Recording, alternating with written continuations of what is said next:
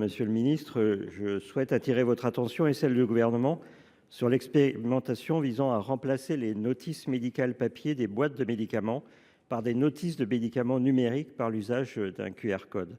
Le 15 décembre 2023, Madame Agnès Firmin Le Bodo, alors ministre chargée de l'organisation territoriale et professions de santé, a annoncé le lancement au premier trimestre 2024, échéance qui est désormais repoussée au 1er octobre 2025, d'une expérimentation pilotée par l'Agence nationale de sécurité du médicament visant à remplacer les notices papier des médicaments par des notices numériques consultables en ligne, conformément à la modification de l'article 63 de la directive pharmaceutique européenne. Cette initiative, prévue pour une durée de 2 ans, soulève de très nombreuses interrogations. L'ANSM a publié en décembre dernier les modalités du lancement d'une phase pilote proposant une notice dématérialisée. Toutefois, aucune indication n'a été apportée quant à l'impact de cette expérimentation sur l'économie locale et ses conséquences potentielles sur l'emploi et la manière dont elle prendra en compte la fracture numérique. La suppression des notices papier comporte potentiellement des risques pour la sécurité des patients, en particulier pour les personnes isolées numériquement ou en situation de précarité qui n'ont pas accès aux outils numériques nécessaires. Je souhaite également vous alerter sur les conséquences sur l'emploi. Dans mon département du Loiret, on évalue ainsi à peu près à une centaine d'emplois qui seraient concernés par l'impact de ce nouveau dispositif. J'ai récemment visité une entreprise, LGR Packaging, implantée à Saint-Cyr-en-Val, spécialisée dans ce domaine et qui est particulièrement préoccupée. À l'échelle nationale, ce sont plus de 1200 emplois directs et indirects qui pourraient être impactés.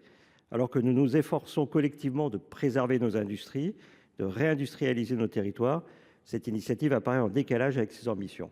Monsieur le ministre, pourriez-vous nous préciser comment cette expérimentation prendra en compte les conséquences sur l'économie locale et l'emploi, notamment dans le secteur papetier, et les mesures que le gouvernement envisage pour limiter éventuellement l'impact et les impacts si la suppression des notices papier venait à être généralisée? Monsieur le sénateur Chailloux, vous interpellez sur deux questions, sur la sécurité sanitaire et l'accès à l'information des patients et sur la filière industrielle papetière. Donc ces deux points particulièrement importants. Concernant donc les notices numériques via les QR codes, il faut mesurer naturellement le risque pour les patients en termes de sécurité et d'impact. Je tiens simplement à vous rappeler qu'il s'agit bien d'une expérimentation pour une durée de 2 ans qui va débuter en octobre 2025, que c'est préparé en étroite collaboration avec les professionnels de santé, les représentants des patients et les industriels, que ça s'appliquera sur l'ensemble du territoire national, mais uniquement pour les laboratoires pharmaceutiques qui sont volontaires, pour les médicaments de ville comme pour l'hôpital. La liste des spécialités concernées est disponible sur le site de l'Agence nationale de sécurité du médicament. En ville, les patients et les professionnels de santé pourront donc accéder à tout moment à une notice numérique actualisée en scannant le QR code. Et pour répondre à vos questions sur la fracture numérique, la notice restera bien présente dans les boîtes pour éviter justement l'absence d'informations. Donc il y aura bien l'utilisation de notices qui restera présente. Tout ça sera mesuré pour qu'il n'y ait pas d'effet négatif sur les patients. Concernant la deuxième partie de votre question sur l'impact économique et l'emploi, je partage naturellement vos préoccupations. L'ANSM se rapproche des organisations représentatives des imprimeurs, des papetiers pour justement envisager l'impact et envisager le dialogue. On rappelle aussi qu'il s'agit d'une révision de la réglementation européenne actuellement en discussion à Bruxelles qui prévoit des ouvertures sur le déploiement des notices électroniques au sein de l'Union européenne. Donc il est essentiel de pouvoir aussi anticiper cette transition avant qu'elle nous soit imposée et de pouvoir aussi l'accompagner. Par ailleurs, étant donné ce sujet industriel, je vous invite vraiment à contacter également Marc Ferracci, le ministre de l'Industrie, qui travaille sur ces sujets. Donc en conclusion, il s'agit d'une expérimentation. Il y aura un doublonnage avec les notices papier et sur la filière industrielle, les discussions sont en cours. Monsieur le ministre, chaque année en France, 60 000 cas de cancer de la prostate sont diagnostiqués. Selon les chiffres du système national des données de santé, 11 900 hommes en sont morts en 2022. Ainsi, le cancer de la prostate représente 15% de l'ensemble des cas de cancer. Il est d'ailleurs le 3e cancer le plus meurtrier chez les hommes. Ces chiffres sont alarmants, pourtant le tabou reste entier et ce type de cancer n'est pas assez discuté. Le manque de prévention, une fois encore, met en danger leurs chances de rémission. En effet, nombre de ces cancers ne sont dépistés que très tard, lorsque la maladie se trouve déjà à un stade avancé. En conséquence, les hommes se trouvent contraints à suivre des traitements lourds, invasifs et très coûteux. En 2022, le cancer de la prostate aurait coûté 2,4 milliards d'euros. Or, des méthodes de dépistage existent, ciblant des populations à risque, les hommes de plus de 50 ans. Des examens biologiques permettant le dosage de taux de PSA pourraient être faits de manière plus systématique, pour un coût modeste et un gain important pour la santé de la population. L'Association des patients porteurs d'un cancer de la prostate, l'Association nationale des malades du cancer de la prostate, l'Association Cancer de l'homme sont engagés sur le sujet et plaident pour une meilleure communication auprès de la population, à raison. Comme pour le cancer du sein, des actions d'information et de sensibilisation de masse pourraient être mises en place tant à l'échelle nationale que locale, en s'appuyant sur ces associations de patients. Monsieur le ministre, est-il envisageable et envisagé de mener des campagnes nationales de dépistage de cancer de la prostate? Ces dépistages de masse permettraient par ailleurs d'étudier le profil des malades de ce cancer. Ils permettraient d'établir des liens potentiels entre l'émergence de cette maladie et des typologies d'activités professionnelles.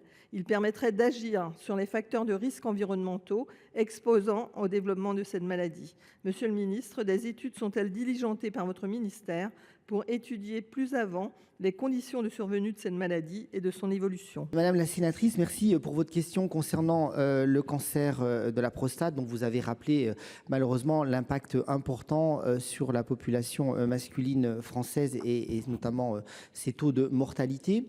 Naturellement que le ministère de la Santé souhaite se mobiliser sur ce sujet-là pour pouvoir intensifier les campagnes de dépistage. Mais je veux vraiment préciser scientifiquement la méthode. C'est-à-dire que nous sommes vraiment sur une médecine basée sur les preuves. C'est tout le sujet de la lutte contre l'obscurantisme que je mène depuis quelques semaines. Et vous le savez, et c'est là-dessus que je voudrais bien qu'on puisse se mettre clair, c'est que le dépistage de cancer de la prostate fait l'objet de nombreux débats de la communauté médicale et scientifique internationale.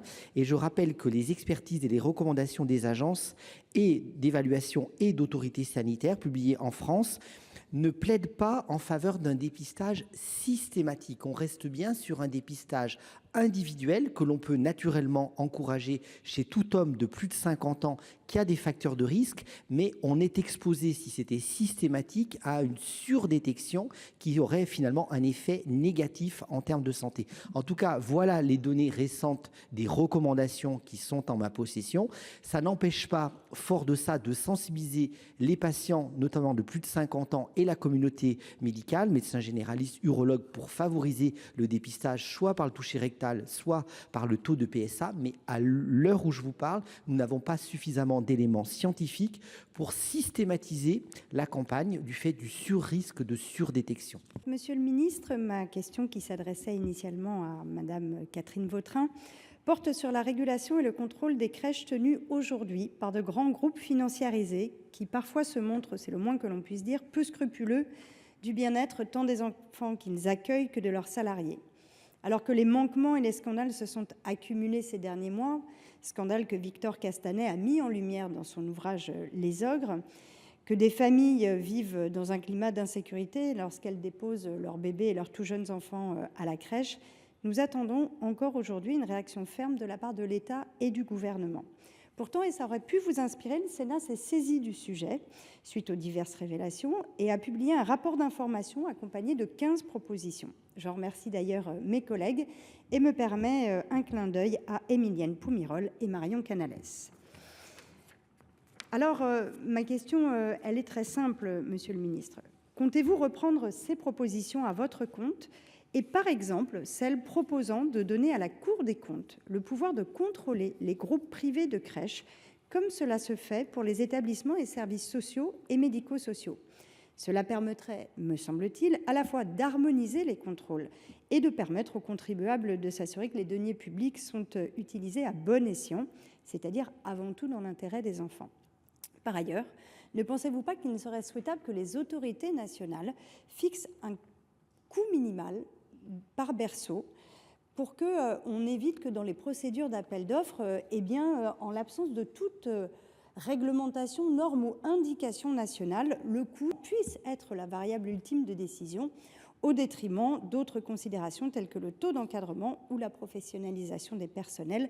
En tout cas, Monsieur le Ministre, il est temps de s'attaquer à ce sujet. Madame la sénatrice Colombe-Brosset, je vous transmets les éléments de réponse de la ministre Vautrin qui s'est engagée effectivement à consulter les élus avant l'été sur le sujet de l'accueil des jeunes enfants dans les crèches notamment, et de consulter donc les élus avant la fin de l'année avec des mesures qui seront expérimentées sur l'année 2026. La sécurité des enfants passe naturellement avant les considérations tarifaires. Il y a eu des dérogations concernant les micro-crèches qui seront alignées sur ceux des crèches. Ça donne lieu à un décret relatif à l'accueil des enfants en micro-crèche qui a été publié le 2 avril 2025, donc c'est tout récent, qui permet effectivement de revoir les normes d'encadrement des micro-crèches qui seront rapprochées de celles des crèches classiques. Et les professionnels ne pourront venir et rester dans le secteur de la petite enfance que s'ils sont en mesure d'exercer leur profession d'une façon conforme à leur valeur de formation. Ces dispositions entreront majoritairement en vigueur au 1er septembre 2026, le temps de permettre aux professionnels de se former. Concernant le référentiel qualité qui sera publié dans les prochaines semaines, il y aura un référentiel compétences conformément à la loi plein emploi et un guide de contrôle sera également adressé à l'ensemble des services de PMI des départements. Par contre, je ne manquerai pas de transmettre à la ministre Vautrin de prendre connaissance, si ce n'est déjà fait, du rapport que vous avez rédigé avec vos collègues sénatrices pour pouvoir effectivement l'enrichir. Je transmets ça tout à l'heure. Monsieur le ministre, je vous interroge aujourd'hui au sujet de l'absence de conclusion d'une convention d'objectifs et de gestion entre l'État et la Caisse autonome nationale de sécurité sociale dans les mines. Depuis 1996, les COG conventions sont conclues entre l'État et les organismes de sécurité sociale. Elles permettent notamment, sur une durée de 5 ans, de fixer les objectifs à atteindre et les moyens à mettre en œuvre pour moderniser et améliorer la performance du système de protection sociale. Or, celle concernant le régime minier entre l'État et la CAN-SSM a pris fin au 31 décembre 2024. Cette carence est problématique, d'autant qu'à ce jour, les tutelles n'ont donné aucune orientation et n'ont engagé aucune discussion pour la renouveler. Cela crée une situation anxiogène pour les personnels inquiets pour leur avenir, pour les affiliés et assurés sociaux pour lesquels l'offre de santé minière est indispensable. Cela ne crée pas des conditions sereines pour une coopération entre la Caisse nationale d'assurance maladie et la CAN-SSM pour le futur. Cela alors même que la CAN-SSM joue un rôle important, vous le savez, en Moselle en tant qu'offreur de santé. Une situation précaire était déjà apparue en 2021 alors que de nombreux élus locaux et nationaux avaient apporté un fort soutien pour consolider l'offre de santé filiéris.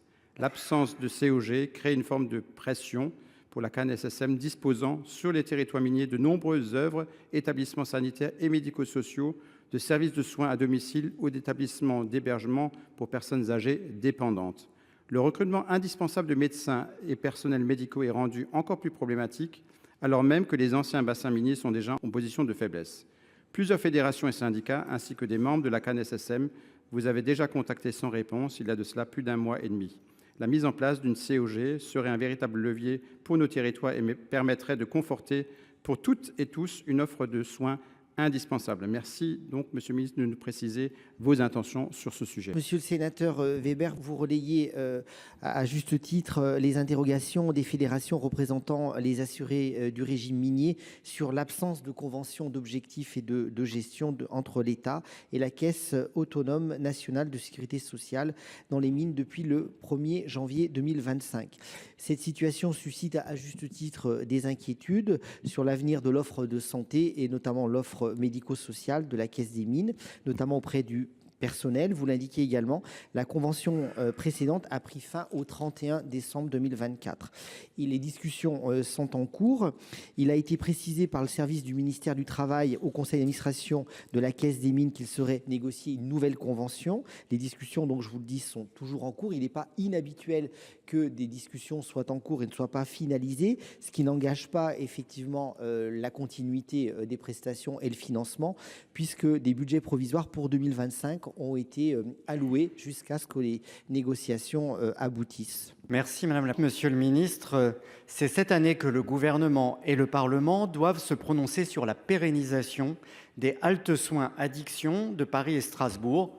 dispositifs dans lesquels les consommateurs de drogue en situation précaire peuvent consommer dans de bonnes conditions sanitaires et sous la supervision de professionnels, par dérogation à la loi française de 1970 sur la toxicomanie.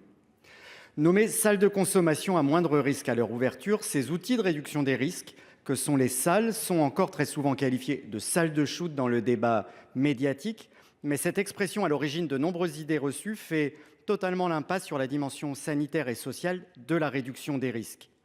Tous les rapports récents ont en effet été très positifs sur l'expérimentation conduite à Paris et à Strasbourg depuis 2016.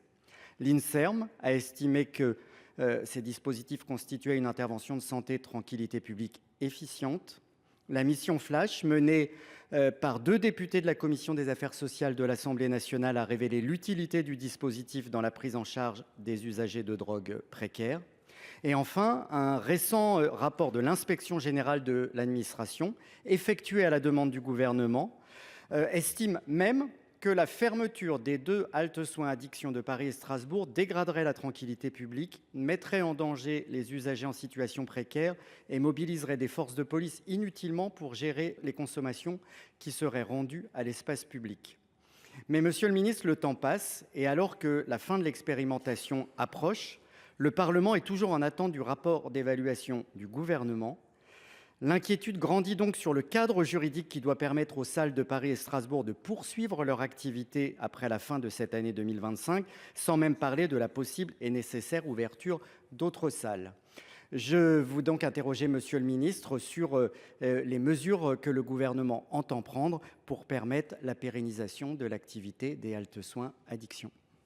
Monsieur le sénateur Féraud, votre question porte sur les dispositifs des haltes soins addiction, les HSA, qui s'inscrit dans la réduction des risques d'infection, de surdose mortelle, avec un accès facilité au parcours de soins, mais également en proposant une réponse aux problématiques de tranquillité publique causées par les usages de substances dans les espaces publics.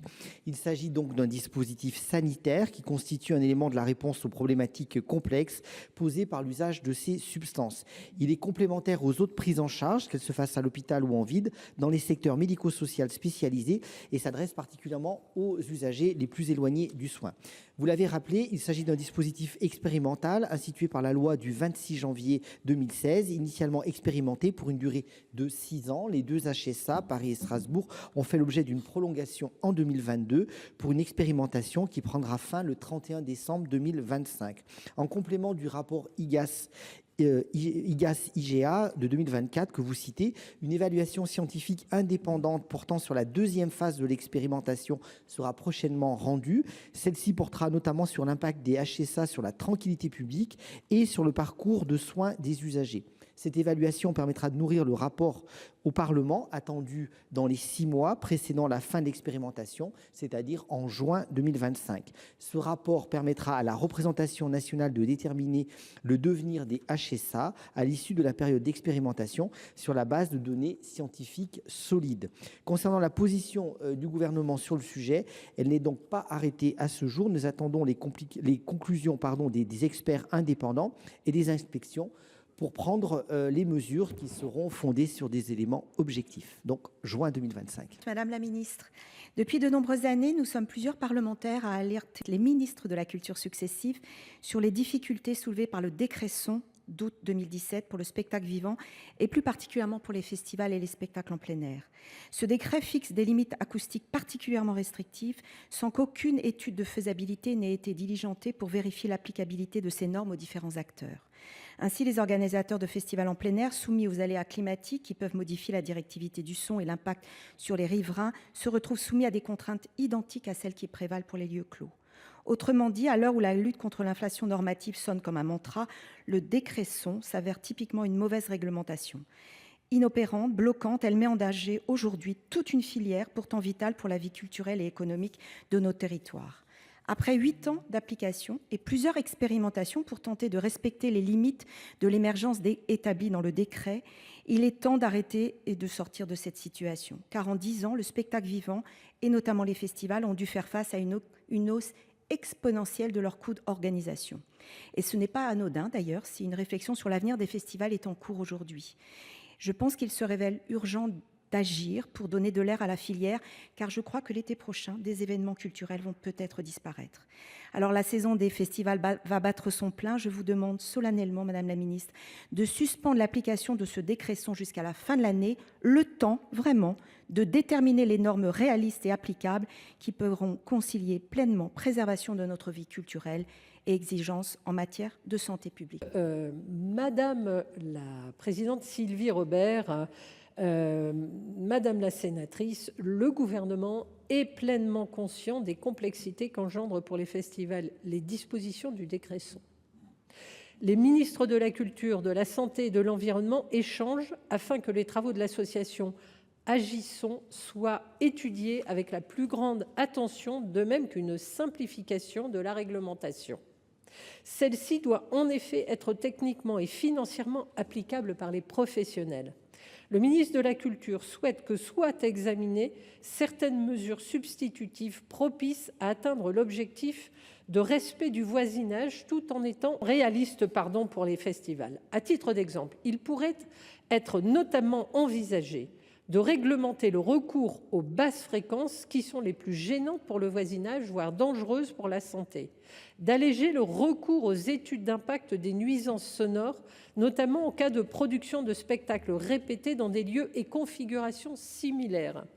Le travail est en cours avec les ministères de la Santé et de l'Environnement sur ces simplifications envisageables qui ne manqueront pas de vous tenir informés des conclusions et du calendrier de ces travaux. Merci Madame la Ministre de votre réponse. Vous savez que le contexte budgétaire impacte déjà beaucoup le spectacle vivant et notamment les festivals. Je crois que vraiment si on pouvait simplifier ou expérimenter encore, ça fait 8 ans, avant l'été, de façon à ce qu'on trouve vraiment cet équilibre qui est compliqué, cette tension, mais qui pourrait quand même faciliter l'organisation dans nos territoires de ces festivals et spectacles. Monsieur le ministre, je souhaite attirer votre attention sur les mesures fortement préjudiciables prises par l'administration Trump.